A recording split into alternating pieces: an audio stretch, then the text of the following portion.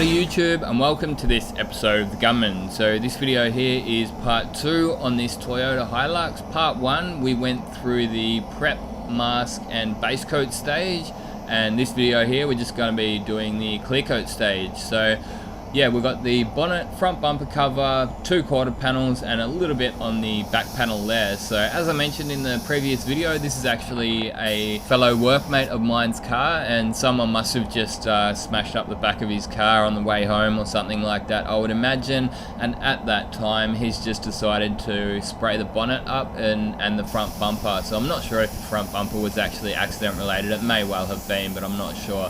But yeah, the bonnet, that was just, it had like some bird poo stains or something like that on it, and he'd tried polishing them out, but there just wasn't quite enough clear coat on it. So I did sand that out, and then I just threw, say, 2 coats of 2-pack primer over the top of that, and yeah, obviously just base coat and clear coated it.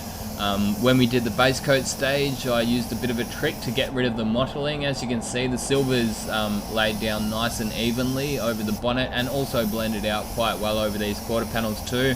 Yeah, partly helped by the trick that I used, which was adding a little bit of clear base coat to the base coat. So it was about 50-50 mix, so it's basically making the base coat a bit more transparent, and it just seems to sometimes help it blend out and help it lay down even without any mottle. So obviously just starting off by giving it a really good tack rag after the base coat stage and before clear coat. So after I'd finished putting the base coat down, I walked out, mixed the clear coat up. I can't remember offhand exactly how much I mixed up, but it would have had to have been, actually it was 1.2 litres, and that actually wasn't even enough. Is that bonnet, or the hood on this car, is quite big. Like, they're a really big hood, and I just didn't quite mix enough up, so I had to go and mix a little bit more up, another few hundred mils. So no biggie, it's all good, we got the job done in the end.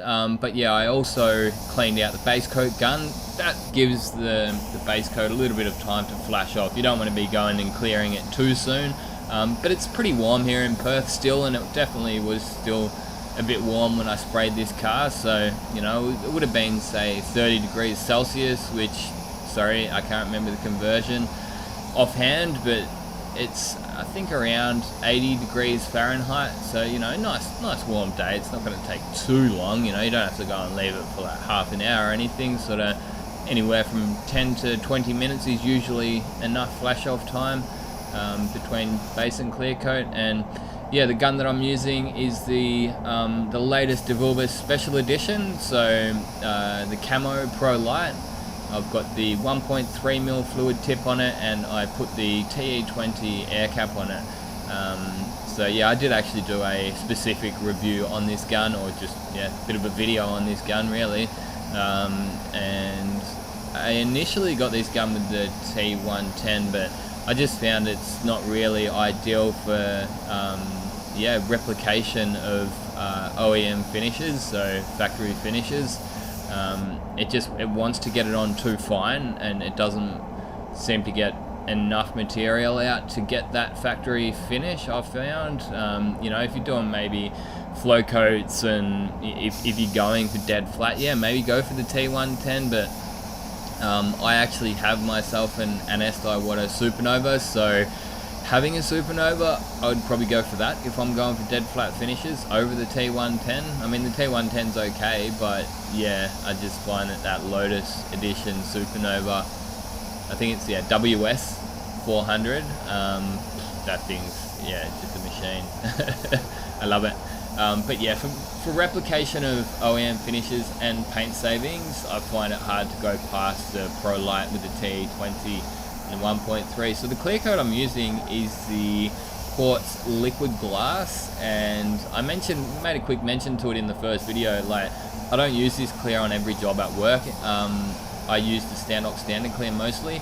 However, I did say that this car is one of the office guys. He's a quote writer basically, and you know, parts guy, all of that just helps out the bosses in the office there. And this is his car, so I said, hey man, do you want me to use some killer, good quality clear coat on your car? And he's like, yeah, go for it man. So I had like half a can or so left of supports liquid glass, so I decided to break it out and yeah, use it on his car. It's like a VHS clear coat, so very high solid, and yeah, I love it. I haven't got much bad to say about it. Just be careful with it if you're not going to add thinners to it. So I would recommend most people to start off with 10% reducer, and then sort of work your way down from there. However, if you're in really hot environments, you may only need 2 to 5% even. But yeah, if you're in the colder climates, say Europe, you know, just start off with 10%, and you might find that you can, you know, use a little bit less and less as you get more confident with the clear. But it's basically like most HS or low VOC clear coats. It's quite thick, so you may have a little bit of issues getting orange peel or runs or whatever because it's quite thick. So that's why I say just start off with your 10%. VOC Speedster is what they call their thinners, but basically I've been told it's just thinners with a touch of rocket in it. So it really does speed up the drying times with this clear coat, which is another issue some of the people had with this clear coat early on.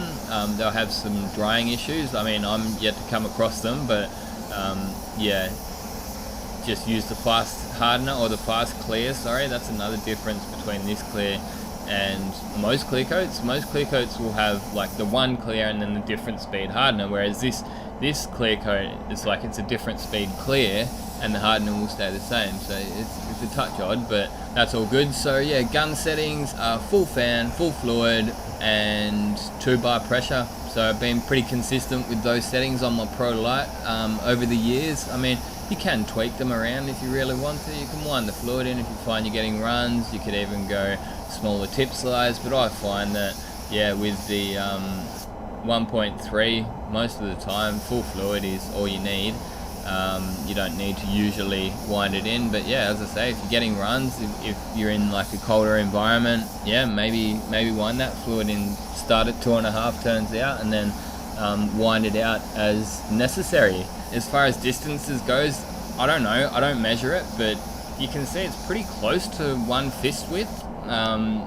It's something that just feels right, you know, move it back and yeah, you just get the feeling for it. You know, even some people ask me about overlapping. Is it like a 37? Is it 30-70? Is it 60-40? Is it 50-50 overlap? And I'm like, man, I don't know. I don't measure that. I don't really know how you could accurately measure the overlap of your passes. Like, yeah, how do you measure exactly where the fan starts and finishes while you're spraying? It's pretty difficult to do. So just make sure you get the entire thing nice and wet, smash it on, and happy days, mate, you know. Don't overthink it. That's a bit of advice to me. You know, if you are measuring your overlap to the centimeter and you know if it, like the difference between 60-40 and 70-30, you know, how would you even know that, man? I don't know. Obviously some people do, and if you know how to measure it accurately, tell me in the comment section, but it's a section of spray painting, you know, that I've never got that deeply involved into, overlaps, you know. But yeah, in saying that, like, I don't know everything about this trade. There's always things that you can learn, you know. I'm no god of spray painting. I'm just a guy that goes into work and works to the best of my abilities on the daily basis and gets results that usually are consistent and enough to keep me and the owner and the boss is all happy. So yeah, I mean, you might, can you? Nah, I can't give you an accurate measurement of how much that overlap is. I can't. But yeah, like my best advice as far as all that goes is just literally watch the paint go on. My eye is watching the finish as it goes on. That's what I'm watching. I'm not watching my hand, I'm not watching the gun, I'm watching the paint go onto the panel. But yeah, that's about all I can think of saying about the clear coat stage on this. The rest is just getting in there and doing it, and it's a fairly repetitive task, but I don't mind repetitive tasks. They're all good, you know, when you can get results like this. It's enough to keep me happy. Anyway, I'll see you guys at the end of the video. Yeah, for the next 5 or so minutes, it'll just be me spraying and the lovely sounds of the spray booth. So yeah, if that doesn't interest you, skip up to around the 16-minute mark and you'll get to have a look at the car when it's all finished off.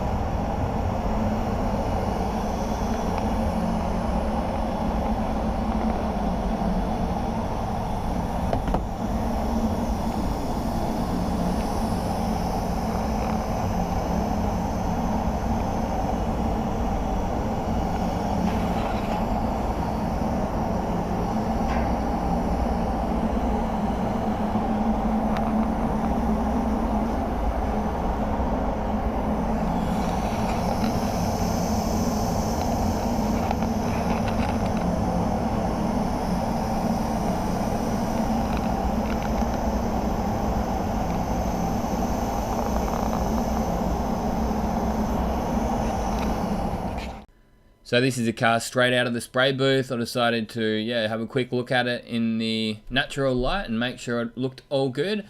As it does, I'm pretty happy with the end result of this, and here is the car once it's all back together and ready for the owner to drive it home again. So yeah, my detailing guy gave it a couple of D-nibs. There was a few D-nibs in it, nothing major, just a few here and there. And we got him back on the road, so yeah, happy days, mate. So I hope you guys did enjoy watching this video. If you did, give it a big thumbs up. Be sure to subscribe if you're not already. I do a new video every Friday, and yeah, I'll do my best to keep up with that, as I've been pretty consistent over the years with keeping up videos on this channel. So yeah, hope you guys enjoyed watching it. Until next time, get out there and paint some shit. Thanks for watching, and this has been another Gunman production. Goodbye.